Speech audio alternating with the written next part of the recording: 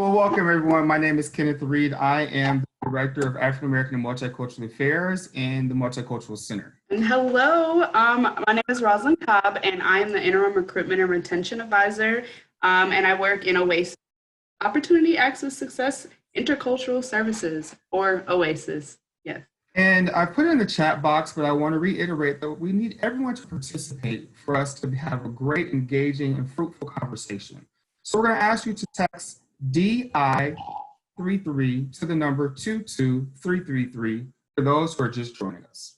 Okay, so just to lay out what we're going to be doing today in our presentation, we're going to go through some definitions. We're going to have activities, so that's why we wanted you all to get your phones out and text that number so that it's going to be an engaging presentation. We're going to have go over some different themes, as well as internal dilemmas and psychological consequences. So right now, just take a moment, think it out or write it down so you can remember. But I want everybody to pick a color that's on this screen. We're going to come back to this later, but just right now, take a moment, pick your color, and then we'll see how it's going to be used in a little bit.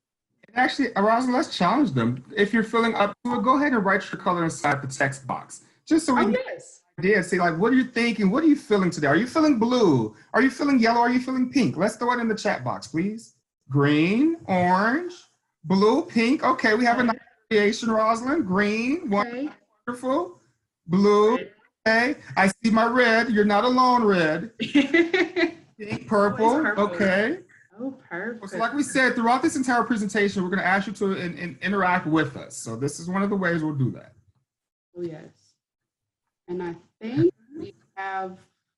Everyone, we'll move on. It matches up with the numbers. So our program goals are to generate open, honest, and frank dialogue through information sharing and active participation of everyone in the room. This can't be possible unless you would participate.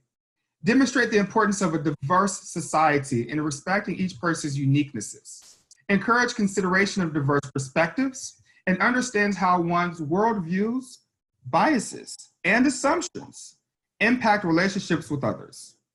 Challenge ourselves as individuals and not think as a collective to consider another perspective. Promote and foster a stronger community that is more inclusive for all. So before we like to start our presentation, we always like to bring in some guidelines. And we love to use ropes. And so with ropes, and just remind yourself to keep it in perspective, right? So with ropes, starting off with R, rights, respect, and responsibility. Every person has the right to express their beliefs, ideas, and feelings, be heard without being labeled by others. You all have the right to ask questions and develop understanding. So if you have questions, put them in the chat box. I believe Alex will be helping coordinate that. And we ask that you hold others to what they say in confidence. And each person has the responsibility to respect another's right, have opinions, thoughts different than your own, and take ownership in your learning. Openness, oopses and ouches. Be open to the thoughts, your ideas, opinions, behaviors, and recognize your oops moments, because I know we all have them. I have my own, and you may unintentionally say something and wish you had not. It's okay to recognize those, because that's why we're all here today, is to learn, and then just work through some things. As well as ouch moments. If at any point, somebody says something unintentionally that, may hurt your feelings, recognize that and let's work together. Participation, our P in ropes, pass in privilege. It's okay to not to respond to the text message in this presentation, but we do ask and encourage you all to participate. And then so E, education in ears. Education is an ongoing process. There's always so much to learn, and so this presentation isn't just the last presentation. You should attend many more in the future, and use your ears, listen, which is a lot more than just hearing. And then lastly, the S, be sensitive and safe the feelings of others, your own experiences, your stories, your words and action, and then to remind everyone that this is a safe place. The information is somewhat private, because I guess we're having this recorded, but in theory, if we were in a classroom setting, and then also we're here to support each other. Remember, support. So throughout this presentation, you will see the slide, and want you to engage with us when you see this slide. We're going to ask you to step out of your comfort zone. We're going to ask you to think about what we're talking about through a different lens, through a cultural lens, through an identity that others who are part of a marginalized or maybe underrepresented group may possess. So again, when you see this, it'll connect, but we're going to be having you think about everything we're talking about and how it relates to a cultural lens from the identity that we give to you throughout this presentation. Let's talk about those identities. Rosalin, we had some really great colors come from the chat box, didn't we? Oh, yes, we did. And it was a variety. Well, the great thing about those colors, they represent your identity for the rest of this session. So, yeah. Red in the box, you're going to be thinking about everything we talk about from as much as possible. Again, because you don't walk in that person's shoes or that identity's shoes. But as much as possible, think about the Black perspective, or the African-American perspective. If you wrote down blue, you're going to think about the Asian or Asian American or Pacific Islander perspective. Yellow, American Indian. Pink, Latinx. Orange, gender.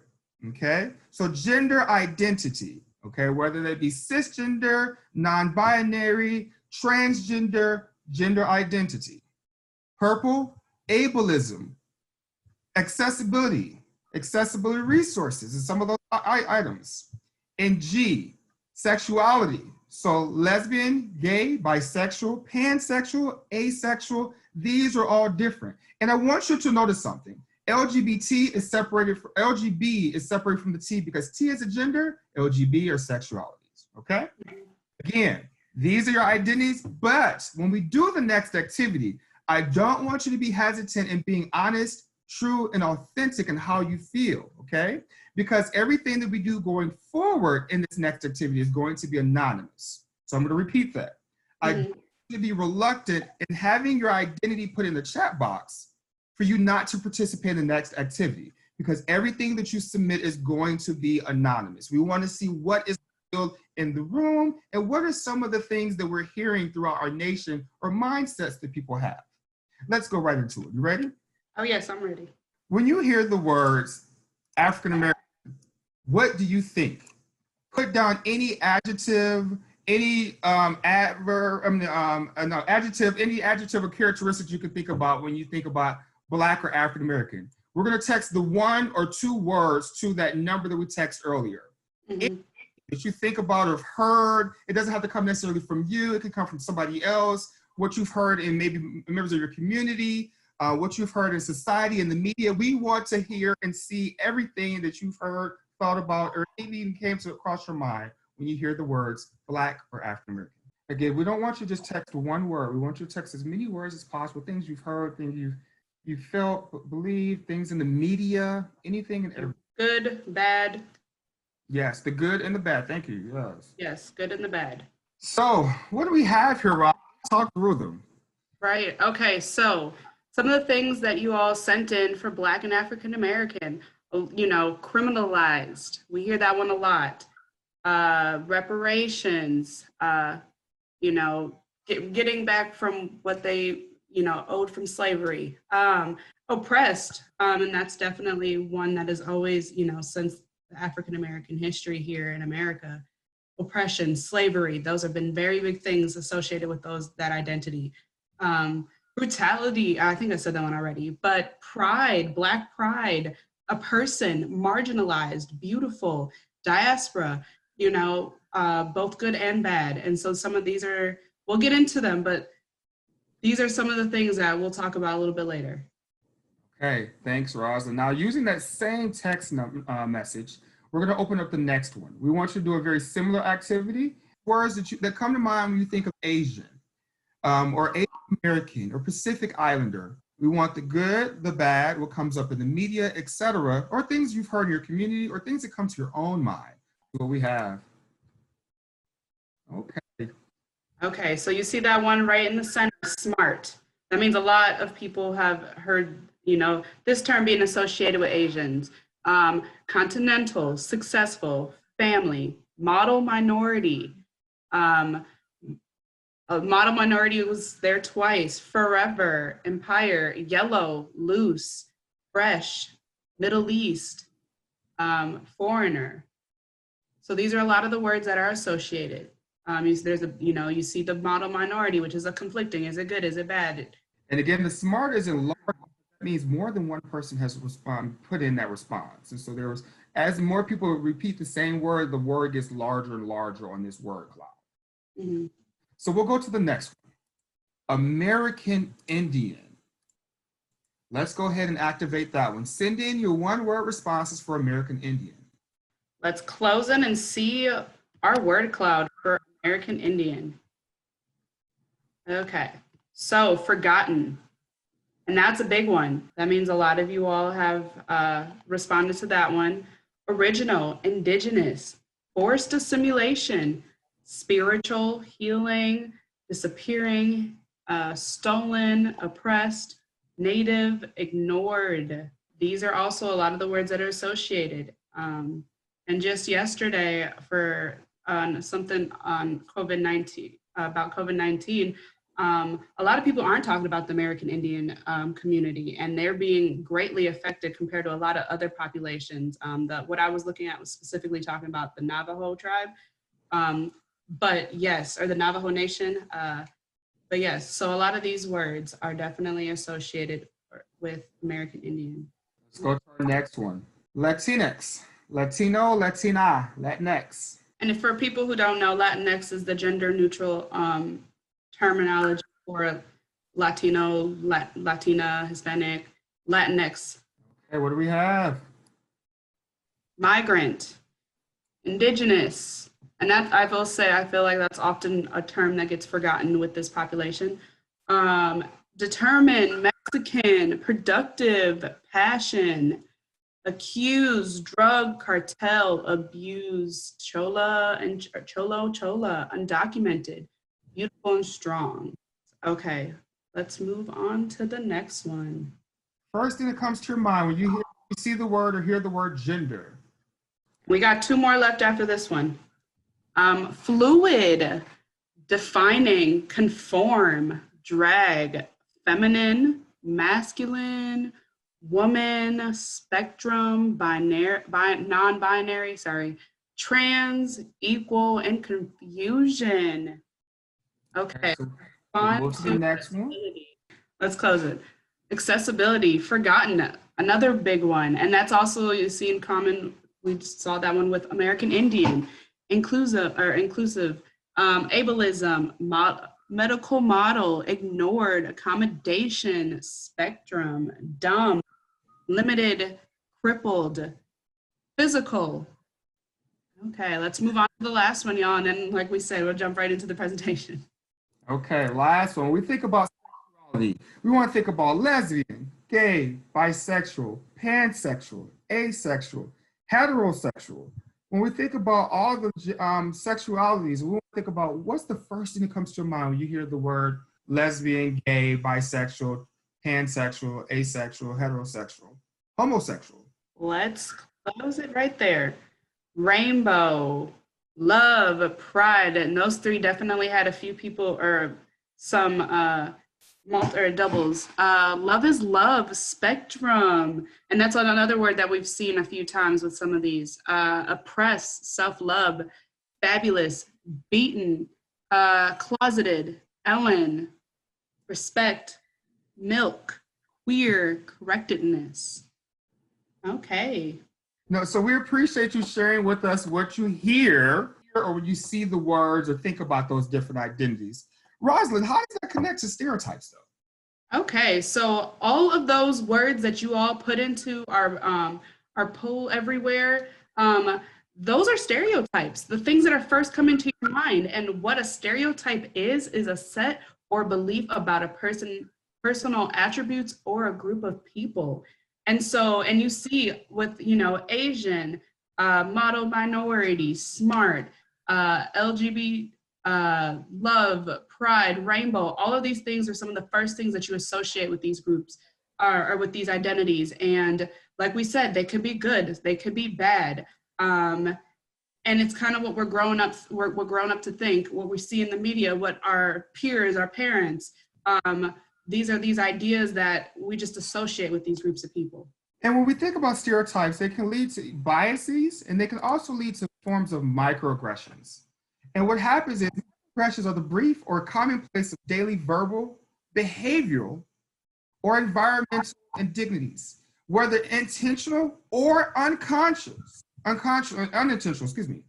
that communicate hostile, derogatory, or negative slights or insults perpetuated against a particular person. Wait, Rosalin, that was a lot that I just read there. I cannot. So let's break it down so we can better understand it. So when we think about the stereotypes and how they connect to microaggressions, we have certain mindsets, beliefs, and things that we've heard, we know, or we think about different groups that cause us to have verbal, behavioral, or environmental actions or things or ways that we respond to them. So they're conscious. Are we thinking about them intentionally? Unconscious. Or do they just happen because we're just so used to it? Or maybe it's just in the subconscious of our mind. Is it verbal? Have we actually said it to the person? Or is it the way we actually react to them? Is it behavioral? Or is it an environmental thing where we just treat this whole entire group of individuals living in this community a certain way? It can be subtle, or it can be hostile, derogatory, negative. It could be a stereotype or a view, but it's a frequent occurrence. It's a frequent occurrence. So you know what? Let's think about those identities that we had at the very beginning. And we're going to talk about them and think about the cultural lens of what type of microaggressions might take place for a particular person that you are assigned right now with your particular identity. So if you had blue or pink or whatever the identity is, think about a microaggression that may have been perpetuated against that group. So more specifically, how might a stereotype that we talked about earlier manifest into a microaggression? How might a stereotype manifest into a microaggression for your particular group that you're assigned? And a good thing to think about with microaggressions is that it really affects the individual. You know, so you hear those stereotypes, oh, you're so smart, you're this model citizen, or how would your identity that we assign or you were given, how would they respond? You know, what could be, you know, what are some things that could affect these groups? Definitely microaggressions think individuals. And you know what I realized, Rosalin? We need to reflect on some of the things, but before we reflect, we need to go ahead into a better definition or explanation of what a microaggression is. So that way people who don't understand what we're talking about are like, wait, you're telling me to write down a microaggression or think from that lens, but I still don't know what it is. So let's think about that. So microaggressions. Here's a comical experience or example. You guys would be like BFFs probably. You kind of look like her a little bit.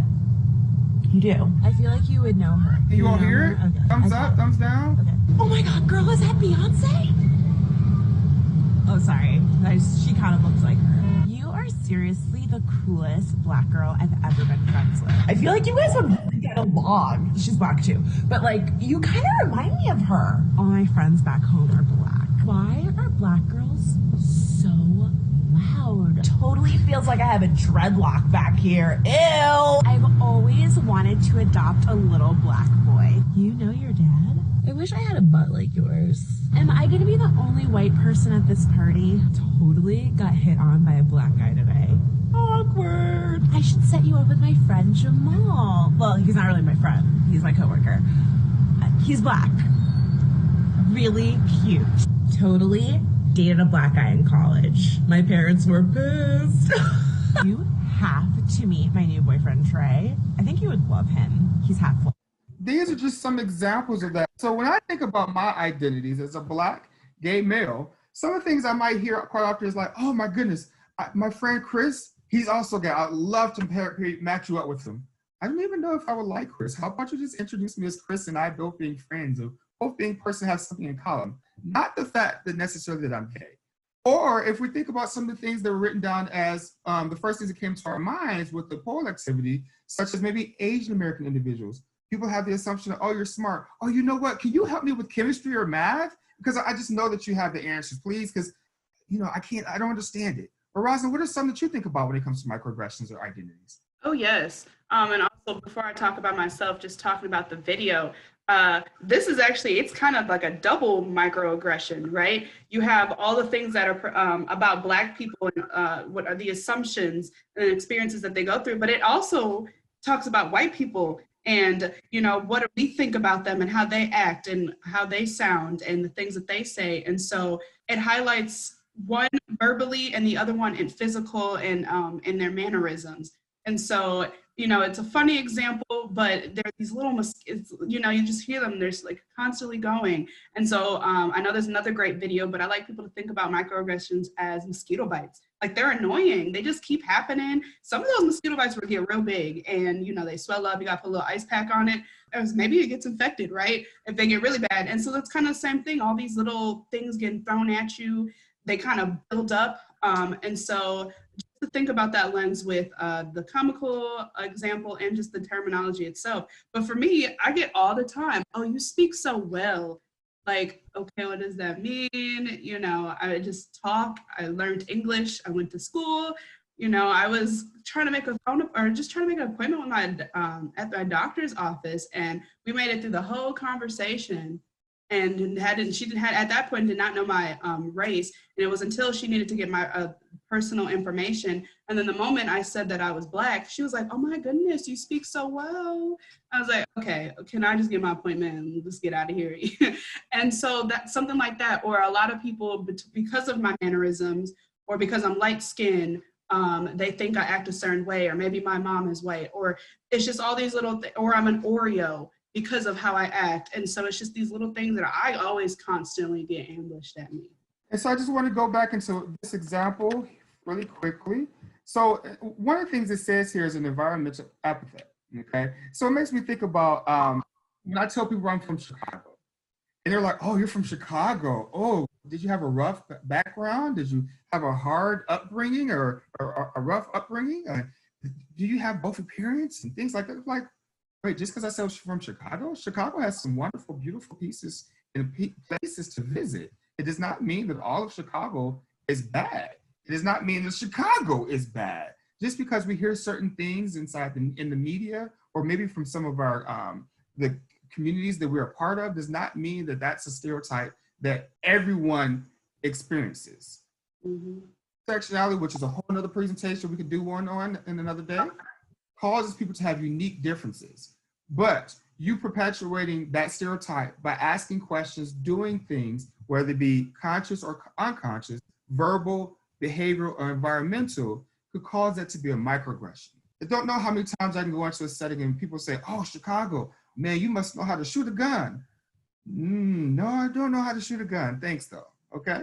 Now that we've kind of highlighted and touched on, you know, what a microaggression is, and like with that example from the video, we're going to go a little deeper and give some more specific examples. So some of these common themes that are associated with microaggressions: alien in your own land. So what this is where are you from? You speak great English, right? And that was my example, that was what I experienced.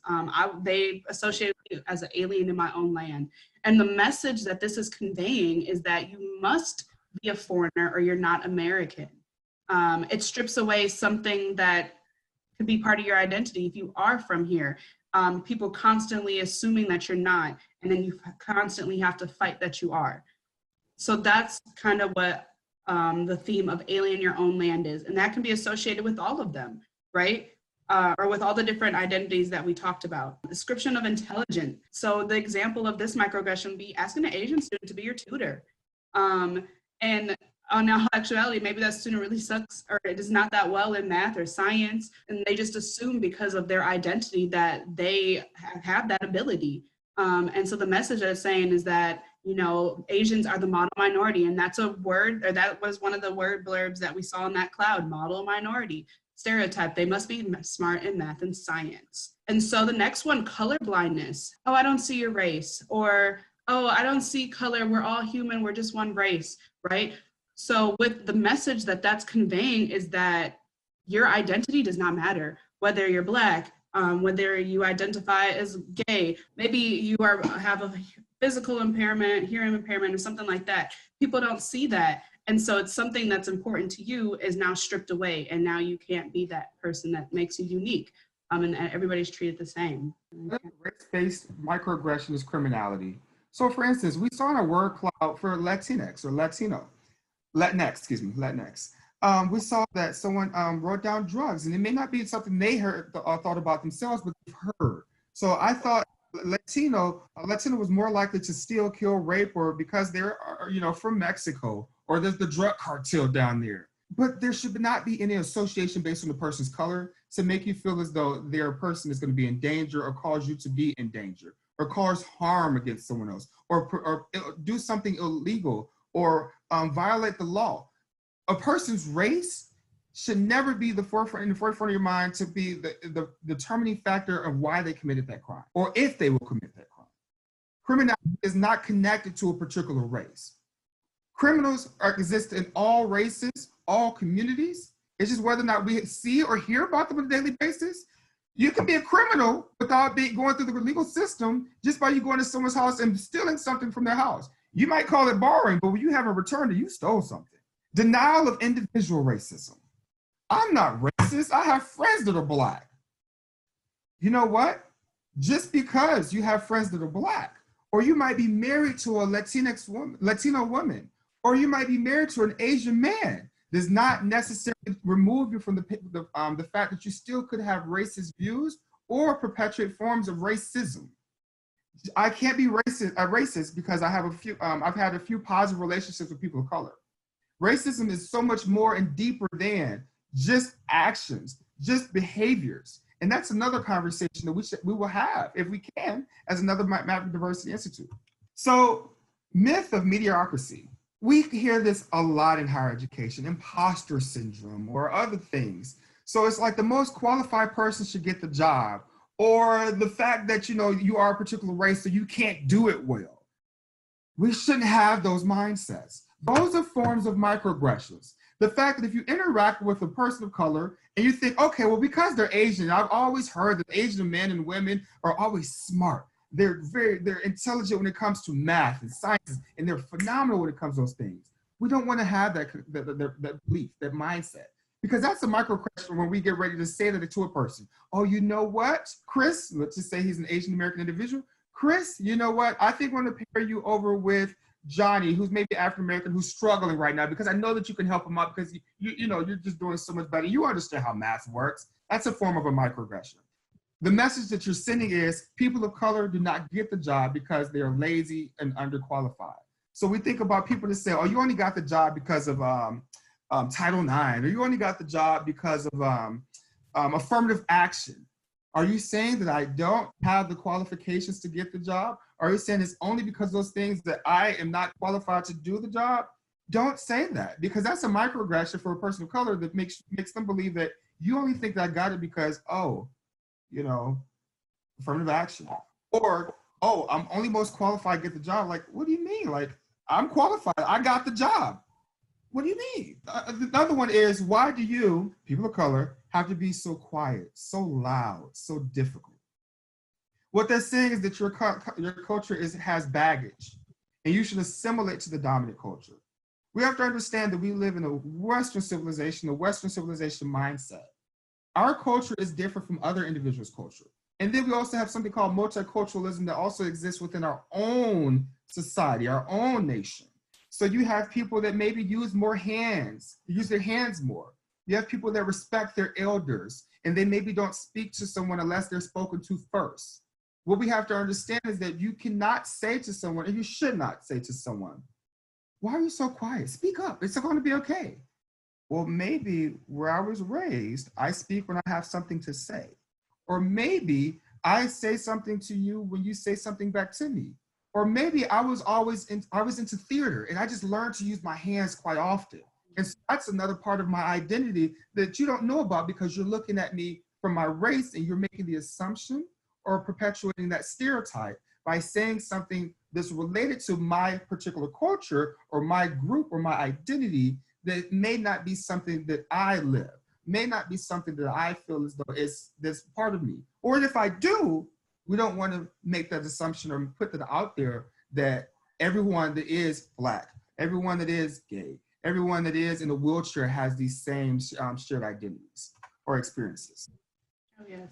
And I know I've definitely been called too loud, and I'm very animated. I use my hands. And so that's something that people always are questioning me and asking me about like, why are you doing this? So I know I've definitely experienced that, that microaggression. Another one is a second-class citizen, mistaking a person of color for a service worker. Now, when you think about this, you know, a lot of the images that we're seeing, especially if we're seeing like a historical film or show, you know, they're, depending on the era, maybe in the early 1900s, you always saw Black maids or attending to the children, housekeeping, cooking in the kitchen. You know, maybe more in recent time, you're seeing more Latinx people working in hotels or housekeeping, cleaning the house and things like that. And so when you see a person of color, sometimes the assumption is that they only do servant roles, that they can't be in these high positions. And really back then, it's because they couldn't get other positions. And so they're, you know, this stereotype or this microaggression is being labeled onto them because it wasn't a choice. It's, you know, it was a result of their surroundings. And maybe you're going into a store and you just automatically assume that the Black person that has on a red shirt is going to be the one that's working there at Target and they're supposed to help you. And maybe they just had on a red shirt that day. So with this microaggression, you're always assuming that they're holding these lower level positions and that they're not the manager. And maybe that person was the manager. Maybe they were the CEO, the district manager that was just coming in that day. And you just assume that they were the ones stocking the shelves. And so you're not associating these different groups. That's another microaggression. And then Kenneth mentioned earlier about Chicago. So another one is environmental microaggression, you know, inner city schools without access to quality textbooks.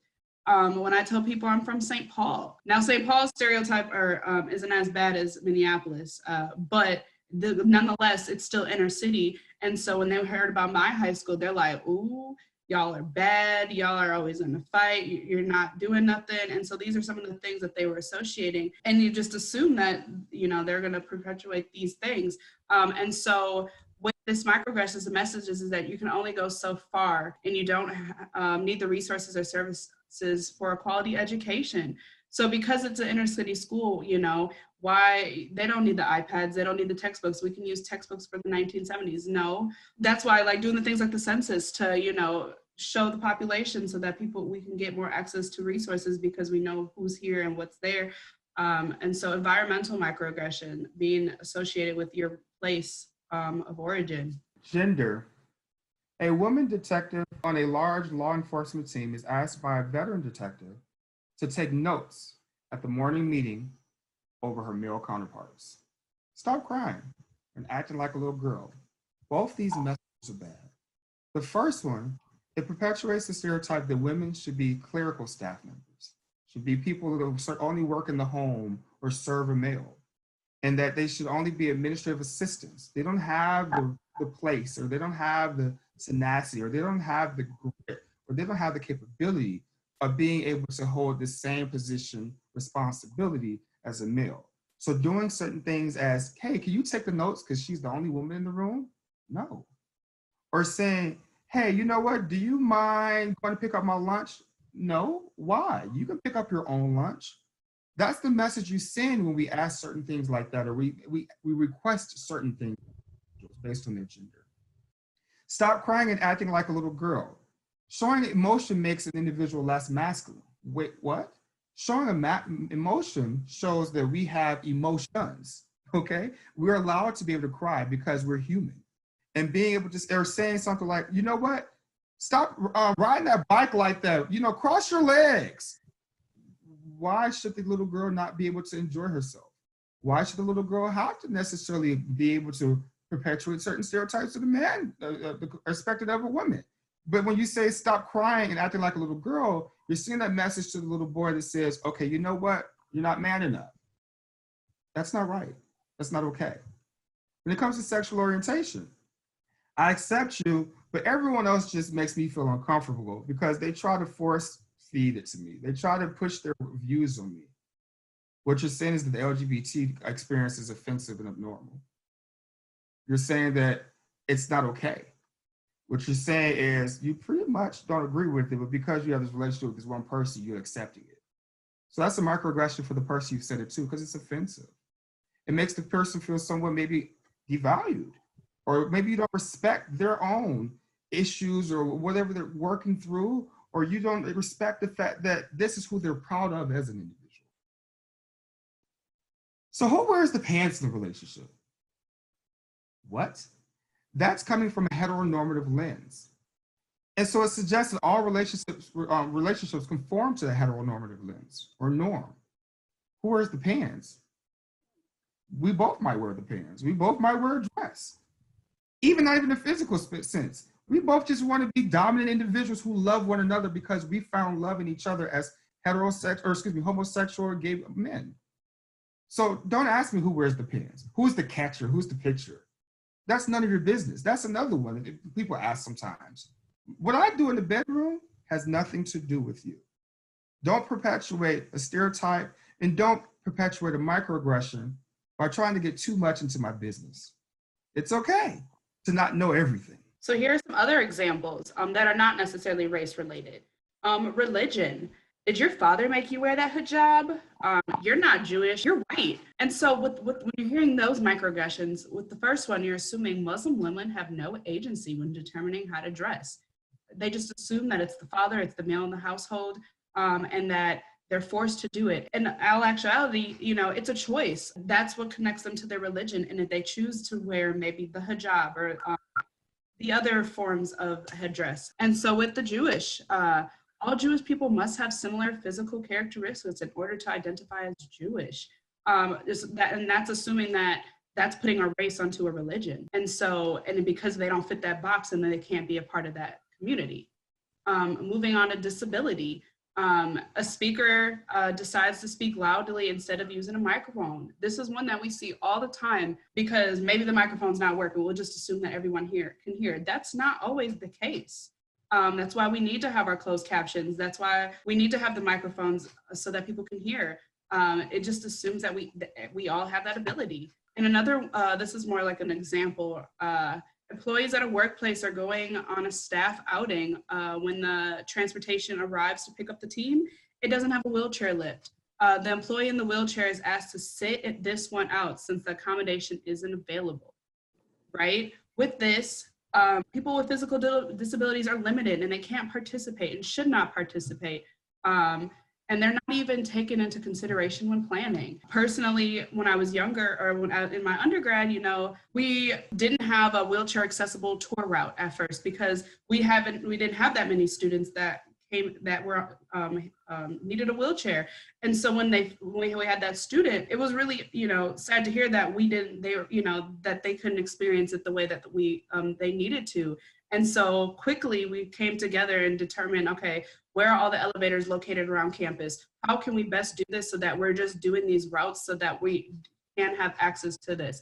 And so that was something that I experienced and we had to overcome because being a person that's able-bodied, that wasn't in the forefront of my mind back then. And so with disability, that's something that some of the microaggressions that you'll hear with that. And then class, socioeconomic status, that's so ghetto or trashy. This is just assuming that being poor is associated with negative and undesirable characteristics. Or you're so rich, or you don't know about this, things like that, right? I know growing up, being from St. Paul, getting called ghetto, that one used to sting so much, and still to this day, and the word has resurfaced within the last year and a half. And it hurts a little bit that it's becoming another word like that because I've been called that in a derogatory sense. Part of my family is white, and so when I'm going into white spaces, people assume, especially people that I don't know, oh, you're just so ghetto just because of the vernacular that I use and how I'm speaking. It's just like, no, this is just how I speak. These are my peers. And so for me, it was contradicting. I'm getting, you speak so well, you're such an Oreo. And then I'm also, depending on my environment, oh, you're so ghetto, you don't do this, you do, or like, things like that. And so trashy is, which is kind of like another one like ghetto, but associated with a different group of people.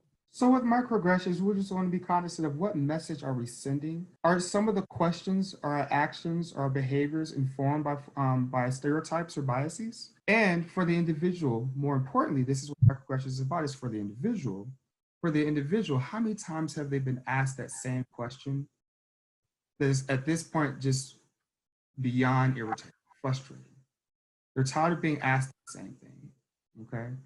So another example, this message, and I want you to think about what this message sends to someone. So, when you go to Atlanta, do you just do all the gay stuff or, get to know everybody? Get to know everybody? What do you mean, do I get to know everybody? Do you think because I'm gay, that means I'm promiscuous? That's the message you're sending me when you say that. Like, I'm just because I'm gay doesn't mean I'm promiscuous. And because I'm going to another city that maybe has a high population of gay individuals doesn't mean I'm going to be promiscuous. So for the individual, for me, when I hear that, that's a microaggression because I'm tired of people assuming certain things about me for being gay, or for me, maybe being blind, or maybe not being in a wheelchair, or maybe being Asian American. So what messages are we sending, and how many times has that same message or that same bias or stereotype been perpetuated against that individual? And he causes that to be that microaggression. Internal dilemmas. The comment is not as innocent as you believe. So internal dilemmas, what we're saying here is this. When people have so many microaggressions that are perpetuated against them, it can then start to form some internal dilemmas for that individual. So it can cause people to start to think to themselves, well, should I speak up or say something?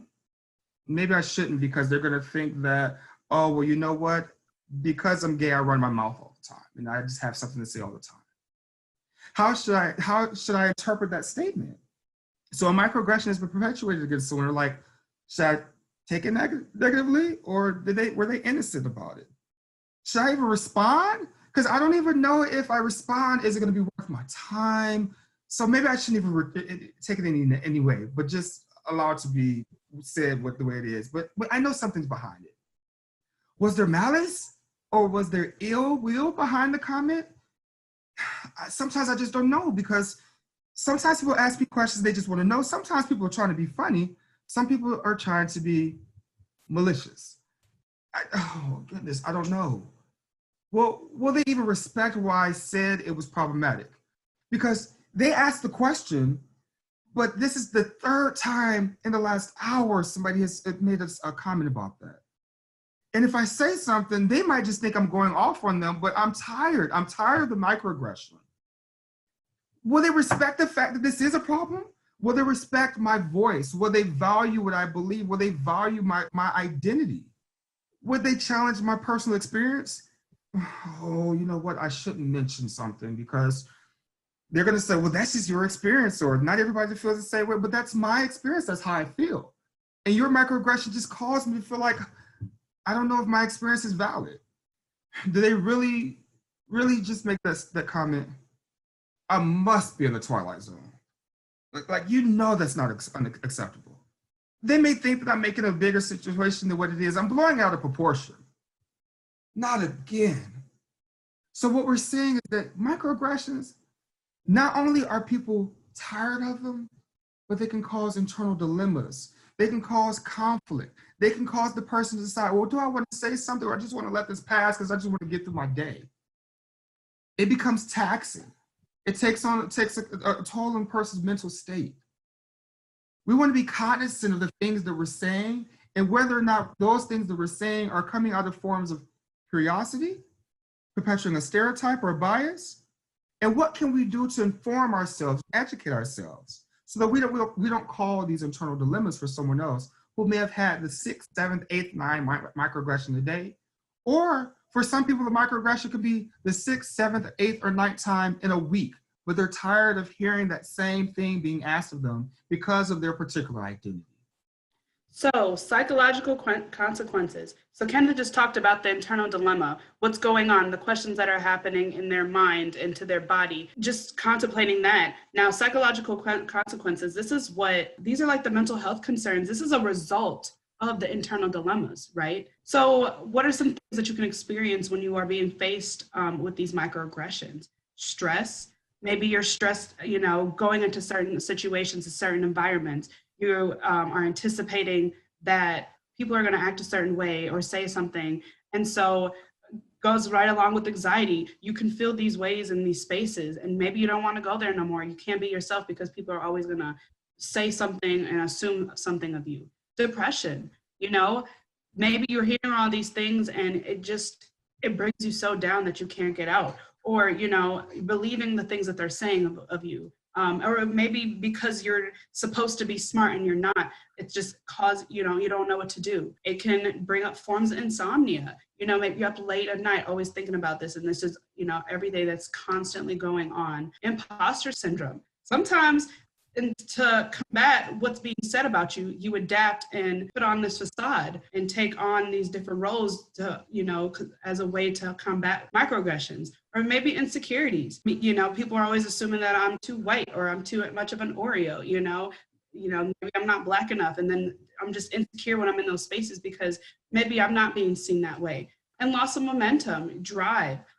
Some of these are the psychological consequences that are a result of those internal dilemmas and a result of those things always constantly being thrown at you. It can be, like Kenneth said, it can be debilitating. It can be taxing, especially when you're faced with it all the time. Now, we've seen this slide at the beginning. We're bringing it up again. We want you to just take a couple seconds and think about what we've discussed when it comes to psychological consequences and internal dilemmas. And for the identity that you had at the beginning, based on the color that you chose, just think about what could be some possible internal dilemmas or psychological consequences that someone may face, or what even microaggressions that they may have heard based on their religion, sexuality, class, or their race. So just want to take some time to think about those from our cultural lens. Is anyone interested or in sharing some thoughts about microaggressions and some of the internal dilemmas, or just even some conversation or dialogue? Or questions? Yeah, I mean, I'll just add that, at least with the microaggressions part, even if we're someone who works really hard toward being inclusive and stuff like that, slip-ups happen all the time. And rather than trying to beat yourself up over it, it'll be like, oh, I remember that one time 3 years ago where I said this one thing, and it shows that I'm not an ally or whatever.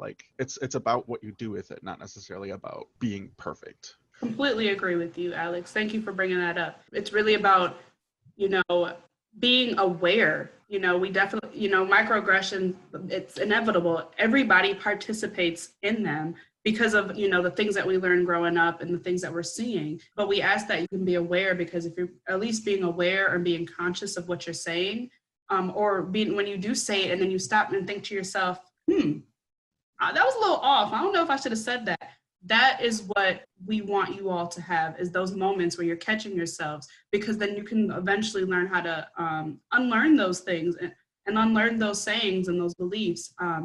And so just being able to move through that, and don't beat yourself up in that moment. When you recognize, now you can go forward and you can be better and do better, so that you're more, aware and cognizant of what other people, what you're saying. And again, remember that it's informed by forms of stereotypes and bias too. So just think about that. Am I asking this question to confirm a stereotype or bias, or am I perpetuating a form of stereotype and bias by asking someone to do this for me, which I wouldn't otherwise ask them to do? Or for the individual, how many times have they been asked that same question? I'll give you a prime example, actually. It makes you think about it. When we did this presentation originally a few months ago, I was getting ready to walk over to the residential hall with Rosalin, and she had a bunch of stuff in her hands. And I was like, you know what, girl, let me get that. I know you don't want to carry anything heavy. And I was like, I immediately stopped and I apologized. And I said, wait a minute. I didn't mean that in a negative way. And you may have heard somebody say that before to you because you're a woman, that this is something heavy you shouldn't be able to carry. But the reality is for me, no, the reality is nothing. That's why I have to stop myself. And I have to even say, you know what? Hey, if you want me to carry that, I can help out with it, let me know. But I had to apologize because I caught myself in perpetuating that microaggression, which is because she's a woman, she shouldn't be having to carry this, or she doesn't want to because it's too heavy. There's a different way to go about that too. So for instance, I could have just said, hey, if you'd like me to provide a helping hand, just let me know, So I even perpetuate forms of microaggression all the time, and no one's exempt from them. We do them. We just have to also fix it in the future too. During that same time frame, and these happened back to back. I did something similar the night before. We watching a show. What it was like, Love and Hip Hop, or it was one of those reality TV shows. I want to say that they were going to Pride, and I was like, Kenneth, how many Prides you been to? And in that moment, I was like, wait. As we're writing this slide, I was like, I don't know why I just assumed that because Kenneth is gay, that he always goes to Prides and goes to all these festivals, and he's been to all the festivals and all the Pride Fests all over America. And so I just stopped myself and I was like, wow, I'm sorry. I didn't mean to just assume that this is something that you're interested in, because not everybody's interested in going to that. That's not maybe how they express their identity. But what was important in both of those examples is that we both stopped, reflected, and then addressed. Yes. And also for me, that was a form of microaggression, because it was like, while it was not, there was no malice or malice behind it, it was a microaggression, because just because I'm gay does not mean I go to the Pride. There's nothing wrong with going to Pride, but I don't go to Pride. So for me, that was like, come on now, Rosalin. I think we were on FaceTime. I was like, really? So yeah, we all do them. We all perpetuate them. So we're going to what's next, Ros? Mm-hmm. Next, I can take the first one. So for individuals, engage in self-reflection to identity times that you may have been microaggressive in your own personal and work life. Self-reflection, that's what we keep reiterating, self-reflection. Recognize that dismissive attitudes are harmful. Participate in continuing educations and activities. This is a great place to start, but this is not your end all be all. Avoid making assumptions and labeling individuals. And further your development. Foster discussions around diversity with peers, staff, and faculty. Don't feel as though you have to take this on your own. Sometimes we can change the mindset of others and also just inform them by just having informed conversations about diversity, which sometimes we consider taboo in certain circles. Discuss microaggressive instances with perpetuators first before addressing supervisors if you feel comfortable. And the reason we share this is because sometimes people experience forms of microaggression in their own workplace, and we want to provide them the skill sets to know how to address it, because sometimes the person just didn't know it. And we know that if it causes an internal dilemma or psychological consequences, then you might want to seek the guidance of your supervisor, so that way they can maybe address it without you feeling as though you have to take on that burden for yourself. Mm-hmm. As that slights are often unintentional. So while you may have perpetuated that microaggression by saying something that was very, subtle, the reality is it was unintentional, but it does impact the individual. Not every individual is going to be impacted by it, but for those that have experienced several forms of microaggressions throughout the week, it can become macroaggressions, which is another presentation, but they just get tired of it. And they don't want to be asked that again because of you labeling or making that assumption about them as an individual. So these are some of our references. We're so grateful to have these scholarly articles and resources that are available for us to look through and learn more and educate ourselves as we educate others. We want to say thank you. And then Rosalin, you want to take the last one? Oh, yes. And I would also like to say thank you for sticking with us and joining us for the whole presentation. So just the last one, contact us. I know we talked about the next steps, talk to staff, faculty, someone, if you just wanted to, have more conversation on this. Kenneth's information, that is his email and his phone number. You feel free to email or call him. Also on Facebook, I was going to put his website, but that was a lot longer. So Facebook has the same information sometimes. So that's his Facebook page for African American Affairs, as well as me. That is my email. I use a remote work number through Google Voice. So that's what's preferred because I don't have access to my actual phone number, but I can hear your voicemails. So if you can't find that other number, you know what my number is, you can leave a voicemail and I can see it in my email. Or just visit anybody in diversity and inclusion. We have amazing offices.